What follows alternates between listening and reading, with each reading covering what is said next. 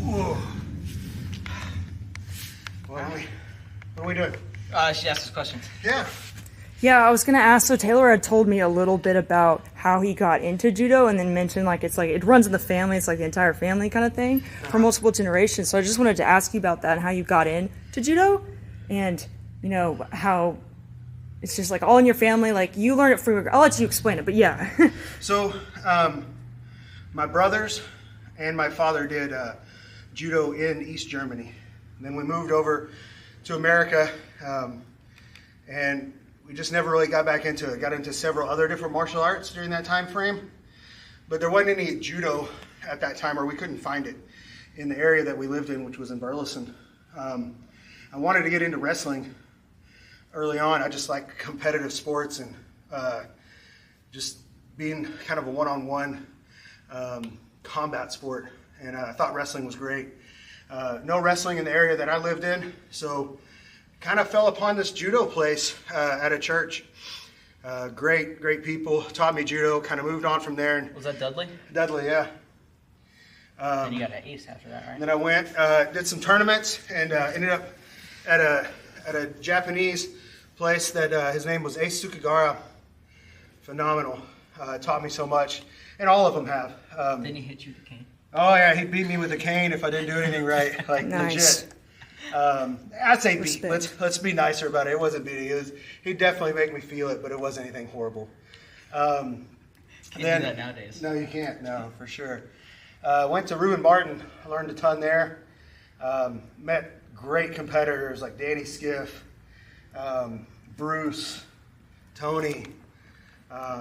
Tony was the guy who really helped you with your judo. Yeah, I did some private training with Tony, and he had me on a pole that he had cemented in the ground. It was insane. Like he would make me do uchikomis on it and make me move the pole, but obviously the pole wasn't moving; it just shake. That was a lot of fun. Had him at an early age, and kind of halted the career, but picked it back up. MMA too, though, right? Yeah, picked it back up. He started MMA, did one Extreme Knockouts. It was a lot of fun, learned a lot. Which is funny, we actually have Sambo guys fighting at XCO. XKO. That's next week. Next time I come, I'm going to have to bring my shirt. Still got my name on it from Extreme Knockouts. It's did good. Didn't win the match. Got a cut over my eye. The guy was super good. It was a fun match. Won the first round with some good judo. Second round, it was all him. I was worn out, kind of like I am now. And you were in great shape. I was in super good shape. But no, and then we just continued doing judo and kept him in it. He had him in gymnastics for a long time, and I think kids in gymnastics have a jump ahead of a lot of people. Just the body awareness. The body awareness and the strength and Yes. flexibility. Big fan of gymnastics and moving into whether it be judo, jiu-jitsu, sambo, any of those. I think it's good for you. You had me in the Soviet method before you even knew what it was, because the Soviets do that. Yeah. Oh, really? I didn't know that. All the Russians and Eastern Europeans, even if they don't directly do gymnastics, they do a ton of gymnastics warm-ups. Or they actually just do gymnastics. So you had me in that method. Yeah. Honestly, he picked up on it like it was nothing. Like it was second nature to him. He came out of the womb. We like it was in my blood. It was in his blood, literally. He's excelled. He's gone much further than anybody in our family has so far. And even though I do think if you didn't have me, you would have made it further than I did. I don't know. We'll see. But right now, this is your game, and we'll make it work for you. For sure. Yeah. So, and they put me in judo too, because they had me in gymnastics, and I wasn't I was getting bullied. So then when I got into judo, that didn't happen anymore. So. Yeah, he started bullying. Well, he didn't bully. He just He stood. became the bully? No, he started standing up for people. Yeah, don't put me on those. No. He didn't bully anybody, seriously. But anybody that messed with any of his friends, they didn't last long. Yeah. Heck yes, brother. They got thrown. I think that's about it for the story of getting into it. I guess Sambo, I got into it through judo. I did judo for about 11 years at the point when I got into Sambo. I had done junior nationals one time because Jim Herbeck hosted nationals down in San Antonio. He was like, okay, I'm hosting this. Why don't you just do it? So I didn't even know what a kirka was. I was like, they put me in these shorts, and I was like, why are you putting me in short shorts? This is very strange. Like, as a kid, I'm like, what are you putting? This red gi and short shorts. Like, what is this? This makes no sense. They were like, just go out there and do judo, pretty much. And I got put against a wrestler, I think, and I think I threw him with an uchimata as he was pushing me out in the last few seconds and stole the match at the end. But then Sambo completely, like, faded from everything for a while. But I became friends with Mikhail Kazuski, the vice president of USA Sambo, because I'd fight his guys at tournaments, and then I was always respectful. I'd always go shake their hands, because he always told me, like, go shake your opponent's hands, say thank you to their coach or good job. And so Mikhail liked me. I did a judo team tournament with them in Florida, where all of the guys, including me, were under 18. We were in the senior division. So we fought the Dominicans and Puerto Ricans, and it was like, they were really annoying. Well, not annoying. It was good that they were cheering, but Mikhail thought they were annoying. So then I thought they were annoying because they were going, Dominicana y Puerto Rico. So he was getting annoyed at them, but we ended up beating them, and we took second in the team tournament. And then he invited me places, and then as I got older, he started to invite me to Sambo tournaments. I did Sambo Pan Ams in 2021 during COVID. And then I lost first round to actually another guy in DFW, who's in DFW now, Matthias. Really good sambist. But then I vowed to my team that I'd come back and take gold next year, which I ended up doing in 2022. And I've taken gold every year since. Dang. I also almost got stuck. I got stuck in a little, I call it a luxury prison in Panama on my way back because it was COVID. But that's a different story. It was Not the Russian funny. camps. No, not riding onto the Russian base. Okay, This not was, that I was in an airport for 24 hours, and once you go past 12 hours, you're no longer in transit. You're a tourist, so you have to go get your bags. But at that time, because it's COVID, if you left the terminal to get your bags, you had to stay there for 3 days. So it was this whole big thing. I tried calling the embassy, called y'all, I was freaking out. But then eventually it just came down to, well, I got to stay here for 3 days in isolation. So they drove me in a bus past favelas into this like former hotel that they had put bars on and turned into like a lockdown thing. So then I was in there for 3 days alone, and they served me like cold cold meals the whole time. And You had prison coffee? yeah, I had Colombian coffee that I had bought there. You worked out naked on the You balcony? didn't have to talk about that one. Yeah, and then somebody poked their head around the corner. Yeah, you didn't have to throw me under the bus like that one. But yes, I did do that. Well, I only had one pair of clothes with me for those days. Yeah. So How long were you in this prison luxury camp again? 3 days. 3 days? Yeah, it was like a hotel. They served me. It was a hotel that I was stuck in. I couldn't Okay. go anywhere. There was no toilet paper when I got there. There was no soap when I got there. All I had was the stuff that was on me and like some coffee in my bag. And then, yeah, at the end of it, I had like the paper towels that they had given me for all the meals, and I didn't use them because I just ate really clean.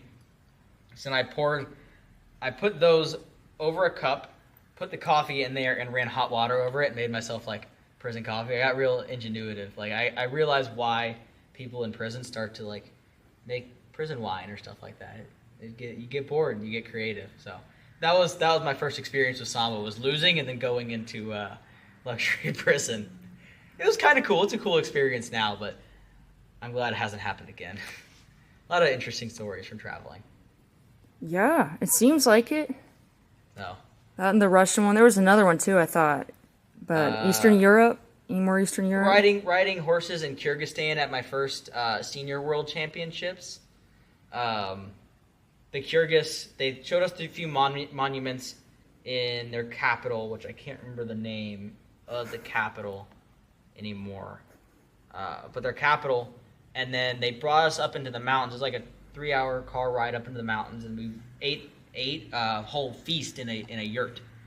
They gave us like their native meals and everything. So we ate horse, and then we rode horses.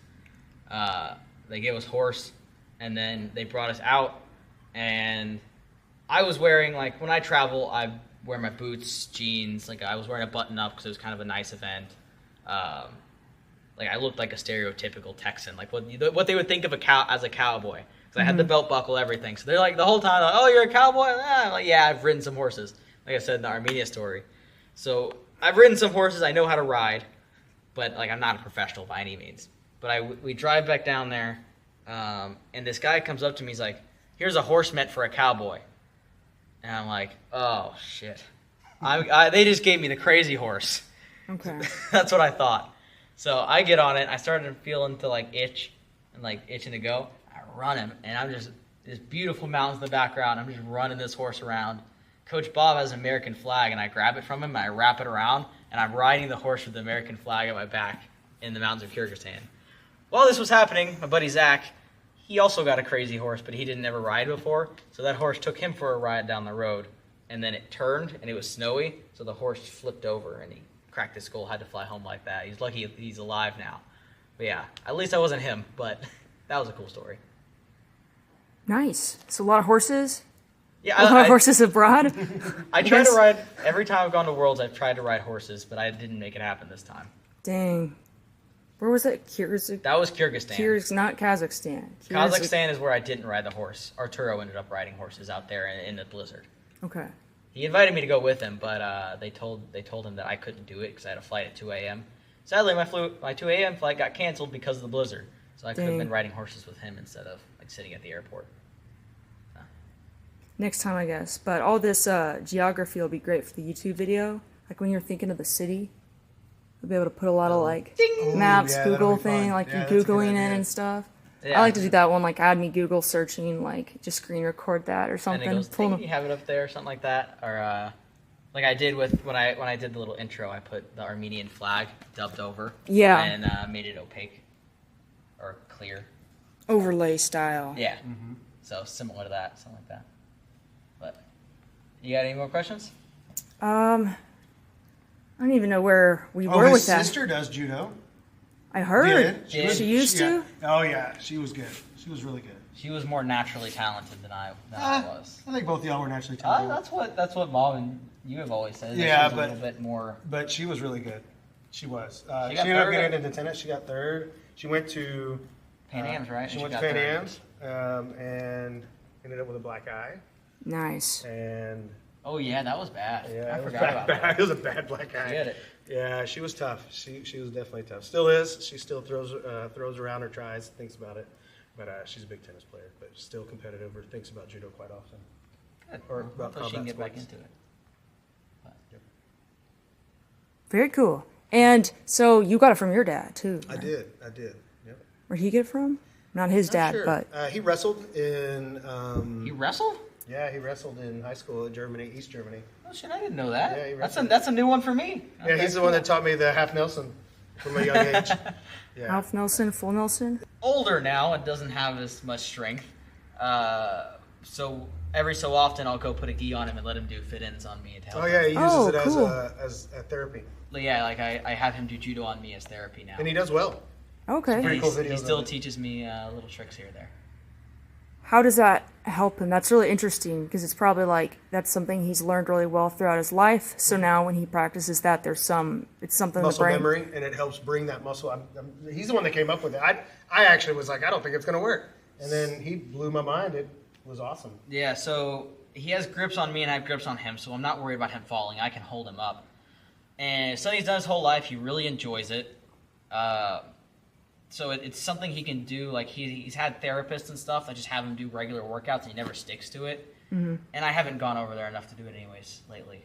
I've been busy, but it basically just gets him to work his muscles, which he never does because he's always sitting on the couch or he's in front of the computer because he's an engineer. So he's sitting in front of the computer looking at plans all day and manipulating them, and so he's never moving. Yeah. So getting him to move a little bit is really helpful. It's just really that's it. It's just a workout. It's just and then coordination a little bit, balance. He's having to hold his balance. I'm holding him, but I'm still letting him move like naturally. Yeah, it's gotta be like strengthening some neurons in the brain too, the repetitiveness. That's really cool. Yep. It's really fun to watch. He'll send me videos of it, so it's really good. Yeah.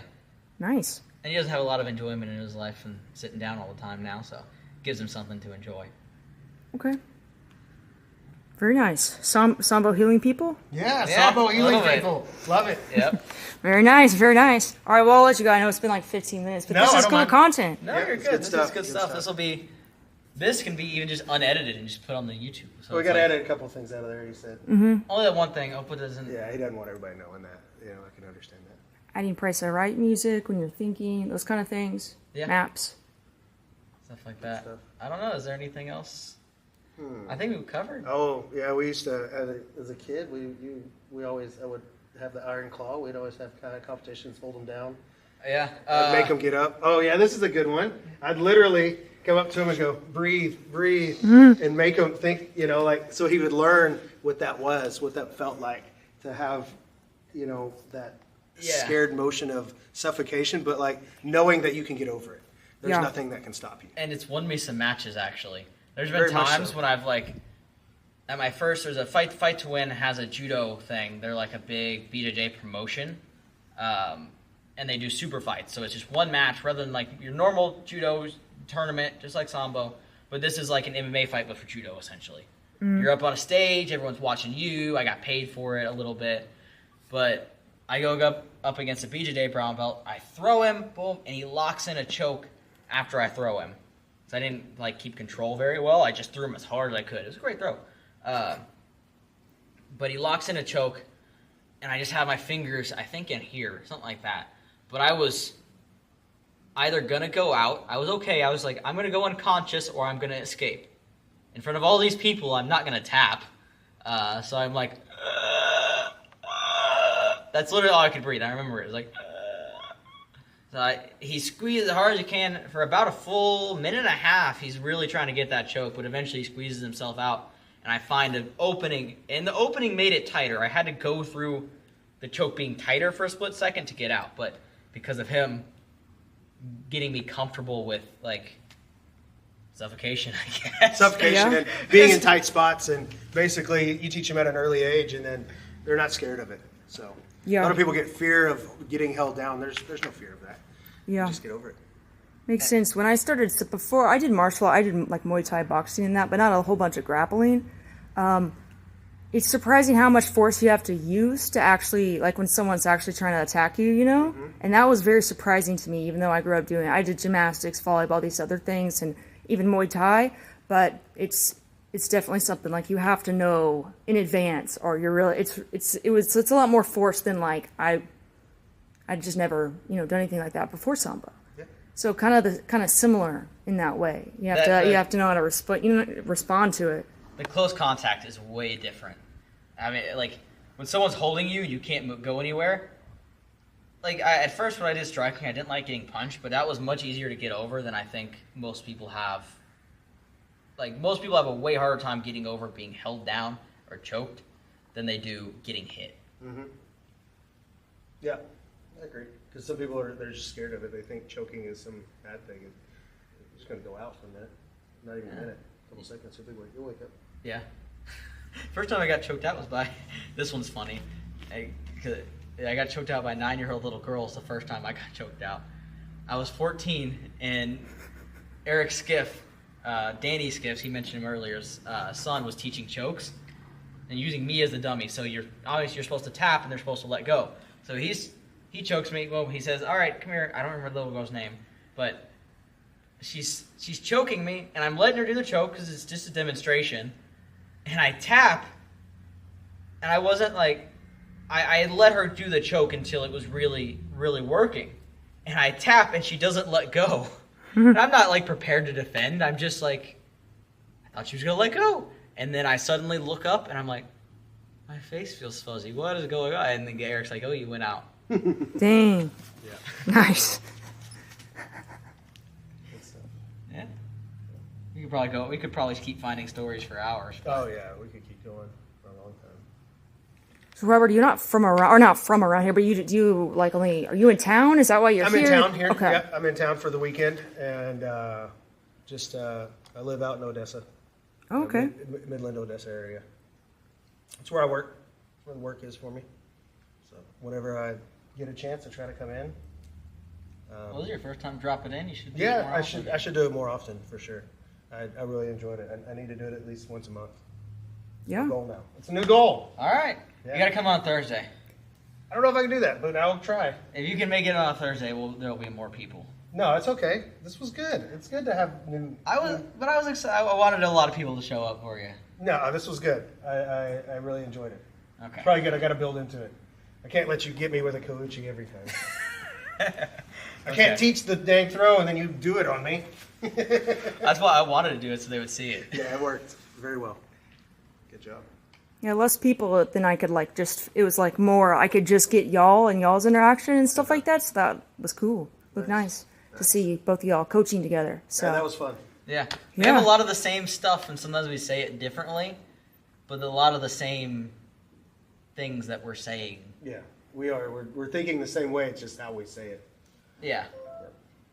And you've been coaching more. I never really coached. I only coached you. I didn't coach like a large dojo or anything, so he's really taken that to another level. Any moments when you were worried while I was coaching? Huh?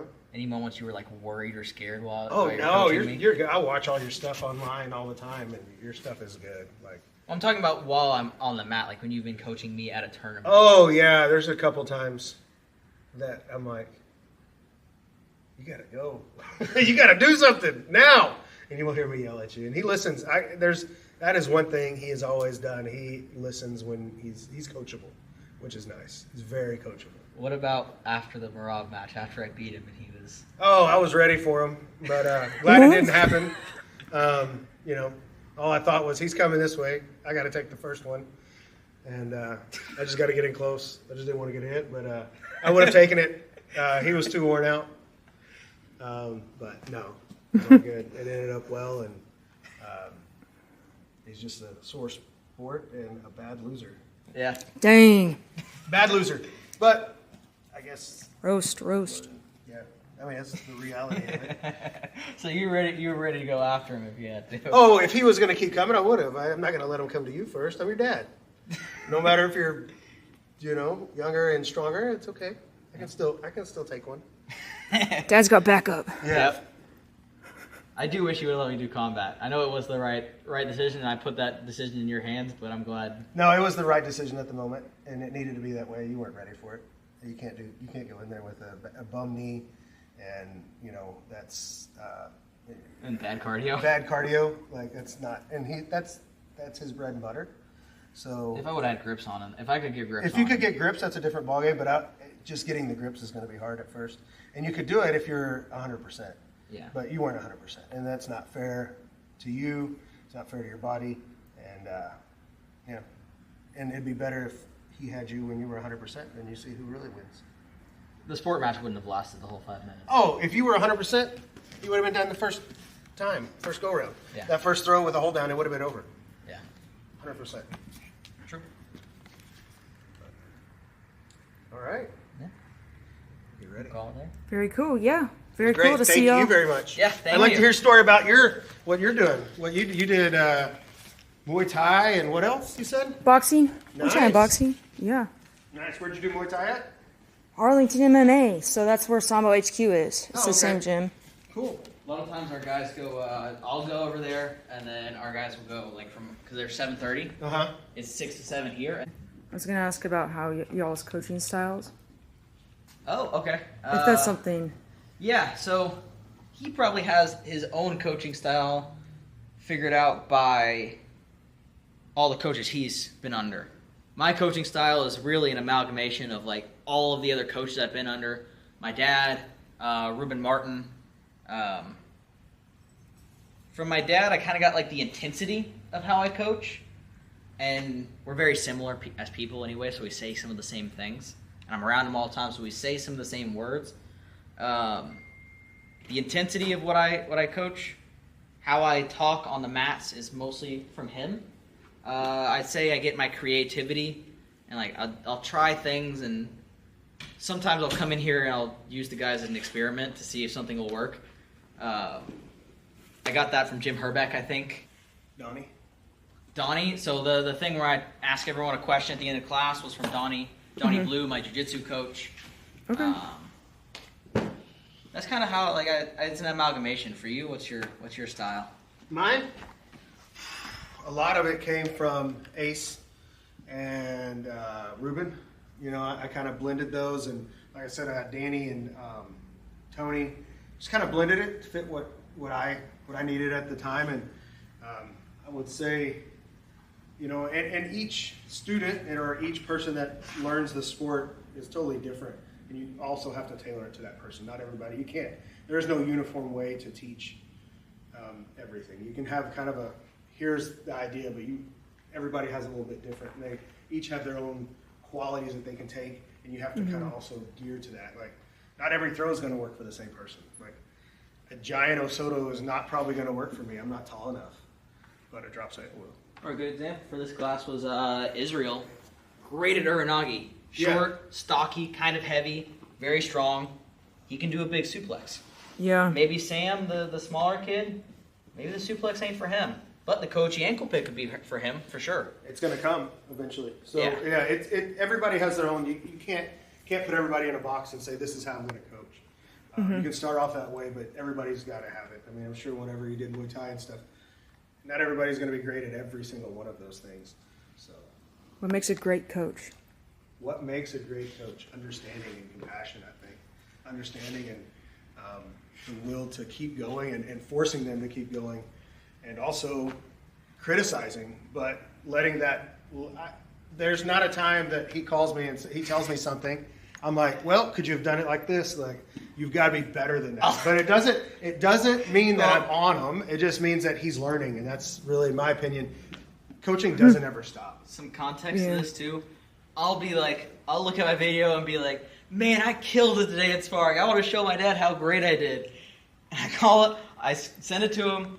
And I call him a little bit later. I'm like, hey, Dad, did you see that? I felt like I did great. Look at what I did there and there. All these cool things I did. Oh, man, that was awesome. And the first thing he's like, but you could have done this a little bit better. And it's not like he's not dragging me down. He'll end up telling me I did good, too. So I get both sides. Or I'll even start with you did great, but these are the things. There you go. If you all of a sudden just always keep telling him, man, you're doing great. You're doing great. The reality is you're going to get better. You have to get better. No matter what. So you got to find that balance in my opinion, you have to find a balance. I kind of fall into the trap of saying, oh, that was good a little too much sometimes. I'll say, oh, that was good. But I'll go, that was better. Or that, oh, nice. But you need to improve here. Well, and we did that at a young age and at the very starter, but you're beyond that now. So the accepting criticism is also a good student or a good person. Like, you have to accept that criticism to learn and get better. Yeah. Mm-hmm. Just looking at alternatives, like that was great, but there was these, like, you know, there's different paths you could have taken. You took a great one there, but were you thinking that these other ones were there? You know, was that in your mind as well? Like when Israel did the ankle pick and switched it to a double leg. Yeah. Or that could be good, but it's not what we're doing. Yeah, exactly. Or the arm bar? Did we find that? Can we get a fact check? Yeah, the arm bar that you showed him later. That wasn't as good as what I thought. I felt it when he was doing it to me. I was like, I feel like you could do that there. Yeah, that wasn't really realistic. They have to kind of keep rolling. It's one of those that when you're here, if they keep rolling. Yes, that's what I was thinking. Like they have to try to roll out and take it. Like there is one there, but it's not from that spot. Okay. But yeah. a young person would be like, oh, he's got more. Right. Yeah, that's kind of what I was thinking in my brain. Yep. Yeah, that's kind of like the feedback criticism. Is that there was probably an arm bar there. It makes you think, so next time you might recognize it sooner, you know? For sure. So, makes sense to me. Very nice. Anything you would like to say at the end of the class? Oh man, we said so much. Have the dad here. Yeah, I'm just happy to have my dad in class. It's something that hasn't happened in a while, and I really look up to him. He's helped me throughout my whole career and just in my life in general. Been a great role model, so I always enjoy having him on the mats. And then I hope everyone else appreciated it too, because I kind of felt like a kid, take your I felt like a dad taking his kid to take your kid to work day. Take your kid to work day. Yeah, that's kind of what That's a good analogy. I like that. That's kind of what I felt like. I felt like a little kid, like super excited to show you, like. And that was a lot of fun, man. I love that. And like I said, I need to make it out. I was all I'm not giddy gonna about promise it the all once day. a I was month, but excited. I definitely need to come out more and do this. And it's good for me. Shoot. Last Put on thing, subscribe and like down below. Oh, And down then below. Okay. Check out the next video that'll be popping up right over here, or one of my previous videos. All right, we're going over there. Here we go. Is this going to be posted already? On YouTube. Like